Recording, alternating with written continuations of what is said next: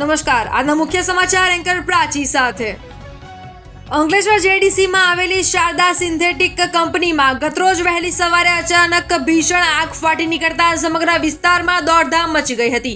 વરસાદી માહોલ હોવા છતાં આગે થોડા જ સમયમાં વિકરાળ સ્વરૂપ ધારણ કર્યું હતું, જેના કારણે કંપનીમાંથી ઊંચી અગ્નિ જ્વાળાઓ અને ધુમાડાના ગોટે ગોટા દૂર સુધી જોવા મળ્યા હતા.